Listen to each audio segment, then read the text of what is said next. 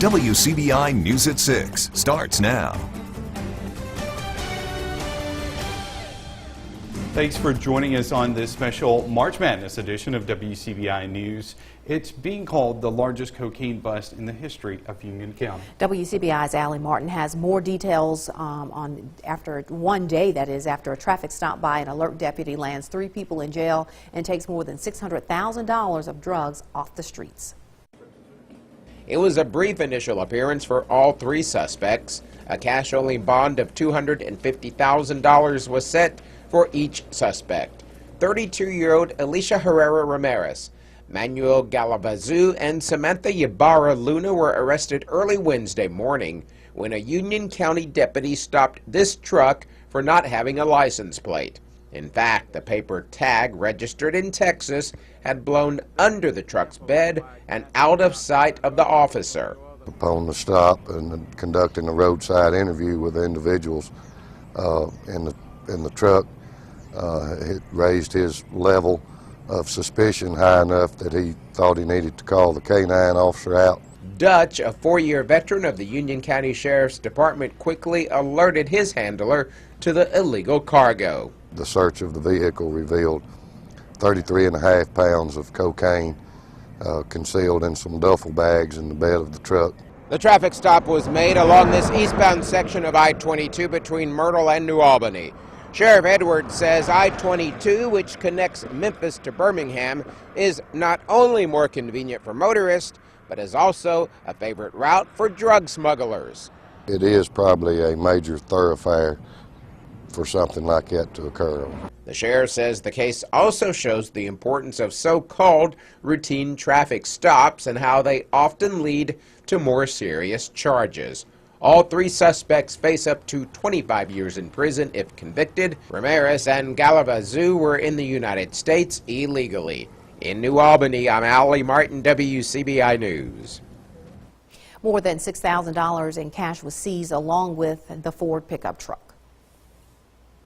A man out on bond for a murder charge and arrested in a separate North Columbus shooting is denied bond.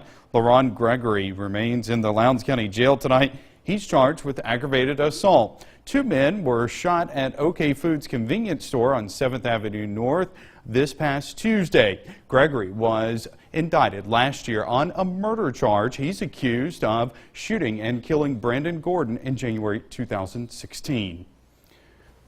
The mother of a suspect in the shooting is accused of threatening a witness, the shooting in Columbus, that is. 53-year-old Velma Williams is charged with 2 counts of intimidating a witness. Investigators say she contacted a witness in the downtown Columbus shooting this past weekend and made a threat. Williams' son, 24-year-old Terrence Williams, was charged with 3 counts of aggravated assault after several vehicles were battered with bullets, that is, on 5th Street South. Terrence Williams' bond was set at $1 million for the assault charges.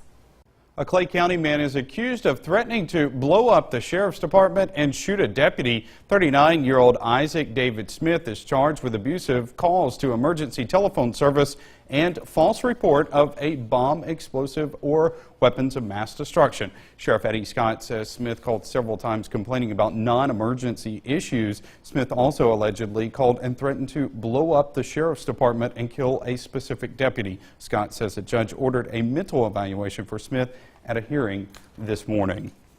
The Mississippi Supreme Court says it won't hear an appeal from a Calhoun County man serving a life sentence on a capital murder charge.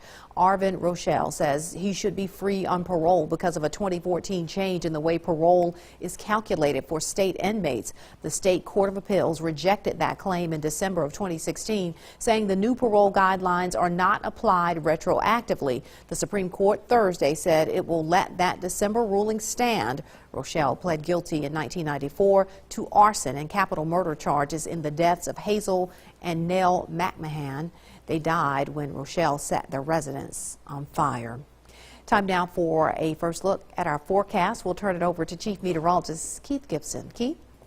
Hey, Andra, today is National Puppy Day, and here's Goldie, a nice little pup right there from Lee. The owner right there sends us that on Facebook. A great day to be out there with your dog or favorite animal. Look at this right now, sunny and Tupelo, 78 degrees, winds from the southeast at about 10 miles per hour. So a bit breezy, a bit warm out there right now. If you're heading out this evening, 70s and then 60s, our lows around 60. Clouds will fill in, and we are still having those storms in the forecast for Saturday. More in just a few minutes. Tax season is here, but accountants aren't the only ones working overtime. It's also a busy time for scam artists. The scams are being reported across North Mississippi and West Alabama. That's right. Our Quentin Smith speaks with Columbus Police to find out who thieves are targeting and how they're doing it. He joins us now live with more. Andrea, several Columbus residents, including customers here at Columbus Light and Water, have received bogus phone calls from people trying to con them. Now, these scam artists usually target the elderly people. They try to scare or threaten them, hoping their scam is clever enough to trick people. Basically what's happening is people that are posing as IRS agents calling people and saying, hey, you owe taxes, and if you don't pay your taxes, we're going to send the police to come and get you. Columbus Police Department Assistant Police Chief Fred Shelton is urging residents to be aware of suspicious calls, especially during tax time. A Friendly City resident became a scam victim earlier this month. Basically what happened is a person called her from a more like an international number and said, hey, I'm with the IRS, I'm Agent John Doe, and you owe the IRS from back taxes from 2010, and that if you don't pay that $3,500 that we're going to send the police and come and pick you up. Shelton says the elderly woman panicked and didn't call the police. The victim went to several stores and tried to get money, and the stores actually told her, hey ma'am, this is a fraud, this is a scam, don't do it. But out of fear of being arrested, she went and did send the people some money. Then there's another scam involving utility companies. This week we've had a rash of calls from our customers who are asking about the validity of calls that they're getting supposedly from our personnel. Columbus Light and Water Comptroller Mike Burnson explains how the scam works. This is John at Columbus Light and Water. We see that your bill is past due, and if you don't pay within 45 minutes, we're going to have to disconnect you. So we'll go ahead and give us your credit card number now, and we can resolve this issue, and you won't be disconnected. Burnson says they also have issues with third-party companies as well, such as Doxo. He says these companies are legit and will pay the customer's bill. It just takes 7 to 10 days, which can sometimes cause problems. And until we get it, we can't give the customer credit. So it's causing a lot of penalties being charged. Phone call that you believe is a scam, hang up right away and call the police department. Now for now, reporting live in Columbus, Quentin Smith, back to you in the studio. New at 6 tonight, 2 bills headed to the governor's desk could have a big impact in the classroom and on the highway. The first bill requires students to learn how to write and read in cursive by the end of 5th grade. Students would also have to pass a test to prove what they've learned. Meanwhile, all passengers in a vehicle could soon have to wear a seatbelt. Right now, front seat passengers and children are the only ones that have to be restrained. If Governor Phil Bryant signs the bill, everyone in the front and back seat would be required to buckle up or be fined $25 per person. Buses, farm vehicles, and mail vehicles would be exempt. A New Albany business owner will soon receive a sweet reward for all of her hard work. Mary Jennifer Russell is the 2017 Small Business Administration Mississippi Small Business Person of the Year. She is president and founder of Sugary's Bakery. The small batch bakery has been open since 1997. There you can find cakes and cupcakes, right, Andrea? Yes. And other sweet treats. Sugary's has 35 employees and bakes about 1,000 cakes a week. The award will be presented at a ceremony in May during National Small Business Week. If I'm ever driving through New Albany, I stop. I can't help it. A best-selling Mississippi author releases his latest work. We check in on the book tour when we come back. Welcome back, everyone. A best-selling author makes a stop in our area for a book signing at one of the bookstores that helped him start his career. Greg Iles signed copies of his newest novel, Mississippi Blood, at Reed's Gumtree Bookstore in Tupelo. His 15th book is the third part of the Natchez Burning trilogy. The latest book tells the story of a Natchez attorney whose father is charged with a murder. Iles says the fictional tale is based on actual civil rights era cold cases. Well, the whole trilogy was based upon several murders that occurred across the river in Faraday, Louisiana. That's about 12 miles from Natchez. And a friend of mine was a Pulitzer finalist for covering these cold case civil rights murders around there. And they were just regular black folks, not famous like Medgar Evers or Martin Luther King. And it was something that really needed attention. But at its core, the trilogy's driven by a story sort of like To Kill a Mockingbird. And Iles' novels have been published in more than 35 countries worldwide. Phenomenal author.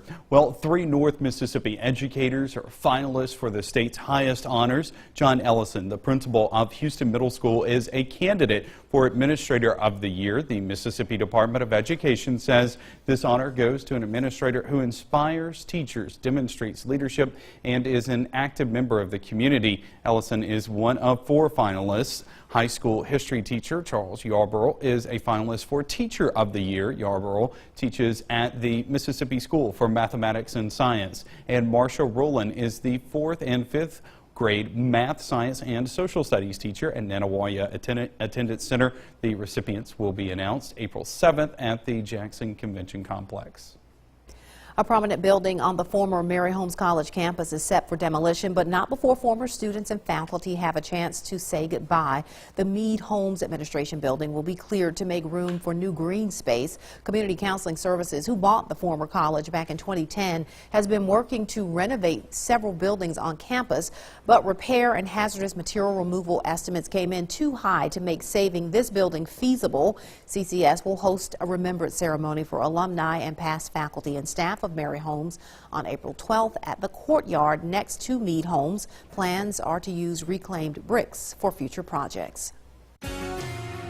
Down along the coast, some additional cloud cover. This is a live look at Dauphin Island, Alabama. Those clouds are coming our way, so a little bit different tomorrow. Still mild. Storm chances, though, Saturday. More on that after the break.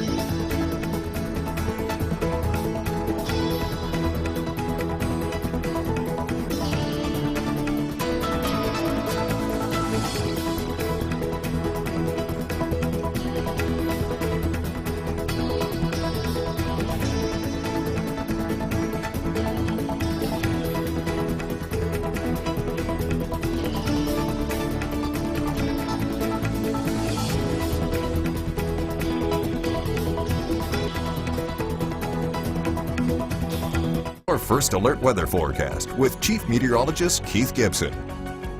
More clouds down there along the Gulf Coast. Our own morning meteorologist Alex Puckett down there earlier today, checking out the clouds right there, and that moisture is actually coming our way. We actually enjoyed a pretty nice day around here, gorgeous sunshine, but much different tomorrow. This is our planner in the city of Columbus. 62 at 8 o'clock. We're overcast, mostly cloudy at noon, 69, and probably mostly cloudy to partly cloudy in the afternoon. But even with the clouds, we'll stay in the mid-70s, it would appear. Winds will gradually strengthen from the southeast at about 10 to 20 with some higher gusts tomorrow. So widespread mid to upper 70s around here. Don't be discouraged in the morning if you see a lot of cloud cover. It still looks like by the afternoon it's going to be pretty mild. This is our off insurance time lapse from Columbus today, downtown at WCBI. You can see all that sunshine. There's a little bit of haze in the air. There are some fires burning around the region, drifting smoke into our particular viewing area. But aside from that, we're looking at a nice and quiet Thursday afternoon. It's such a nice clear day. Let's just look at that time lapse again, shall we? Okay, now let's advance and talk about what's going on across the region. 80 in Columbus, 83 in Jackson, mid-80s out here across the high plains.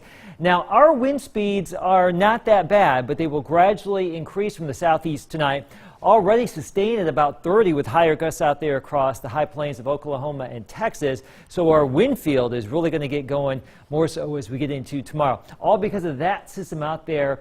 Severe storms developing in Texas right now, in Kansas and Oklahoma. We'll have a chance for severe weather here on Saturday. Now, it looks like those storms will be in here sometime in the wee hours of Friday night, early Saturday morning, sometime after 4 o'clock. Now, the exact timing on this will have to be fine-tuned tomorrow, but the first guesstimate at this point, after 4 o'clock in the morning, it may be weakening a little bit once it gets east of 55, but it could still pose a damaging wind threat. Now, that line of storms will tend to fade away or fizzle or shift east a little bit by late morning. We may see some additional development, though, during the heating of the day that could pose some additional wind and hail threats here going into the second half of Saturday. It's not going to rain the entire day.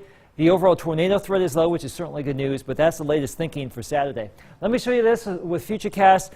Winds increase tomorrow. There could be a few isolated showers, but for the most part, we're looking at this line of storms right here coming on into Saturday morning, and then some redevelopment here as we get into Saturday afternoon. Here's our 7-day forecast. You can see we're looking at some 75-degree temperatures tomorrow, 80 on Sunday after the storms. More strong storms are possible on Monday. Your full forecast right there. More of the show coming up. Hail State Hoops continues its preparations for its second straight Sweet 16 appearance. I'm live in Oklahoma City with more from the Bulldogs next in sports. WCBI Sports with Robbie Donahoe is brought to you by your local Ford dealers. Go further. March is all about madness, and the madness has arrived in Oklahoma City in the form of maroon and white as Mississippi State closing in on 24 hours until tip-off of their Sweet 16 matchup with Washington. Our Tom Ebel has invaded OKC, and he has more with Hail State Hoops. Tom? Thank you, Robbie, and good evening from here inside at Chesapeake Arena as we continue our coverage with the Mississippi State Bulldogs and their quest to the Final Four. The first stop here in the Sweet 16 going up against the Washington Huskies. We caught up with the Bulldogs today and got a last look at Mississippi State in a practice today as they continue their preparation for Kelsey Plum and Washington. But for this Mississippi State team, they believe that they're ready for the moment. Of course, last year, I should say this is their second straight Sweet 16 appearance. Of course, last year they went up to Connecticut to take on UConn and got blown out, but a lot of people get blown out by UConn. So for Mississippi State, last year was all, some of the players today talked about how it was a cool experience to be a part of that and a part of the Sweet 16. But this year, Vic Schaefer and the players know that it's business as usual. And for Mississippi State, it's not just a cool moment, and they're not looking forward and proud of where they are. This is a team that's looking for a little bit more. Last year's experience at this time wasn't the best. But at the same time, I think our kids not only learn from that experience for this game, I think they learn from it the entire season. And so I think it's obviously prepared us. We were very excited to get there because it was like our first time. But this year I feel like we expect more. We coming into the Sweet 16, and I feel like we can go further than the Sweet 16. So we're happy that we're here, but we want to go further. I feel like every year you're supposed to build on what you've done in the previous years, and just with the players that we have on our team, I feel like we're getting the job done and we're focusing one game at a time, and we just need to continue to do that in order to reach our goal, which is to get to the Final Four this year. During the interviews, one member of the media actually asked Victoria Vivians if she expects to hear a lot of cowbells here inside of Chesapeake Energy Arena. But, of course, cowbells are banned inside the arena, but Vivians expects to see a lot of Mississippi State fans here to support the Bulldogs in Oklahoma City. Coming up tonight on WCBI Sports, we talk a little bit more about how the Bulldogs are preparing for one of the most prolific scorers in women's basketball history, Kelsey Plum. We'll hear more from Vic Schaefer and some of the players, as well as Kelsey Plum. All that's coming up tonight on WCBI Sports. Of course, tomorrow is game day, and we'll continue our coverage here in Oklahoma City as not only today, but tomorrow. So reporting live here inside Chesapeake Arena in Oklahoma City, Tom Ebel. Robbie, will send it back to you in Columbus. All right, thank you very much, Tom. Let's go over to Fulton, switching gears to Itawamba AHS. Earlier this morning, Austin King signed the dotted line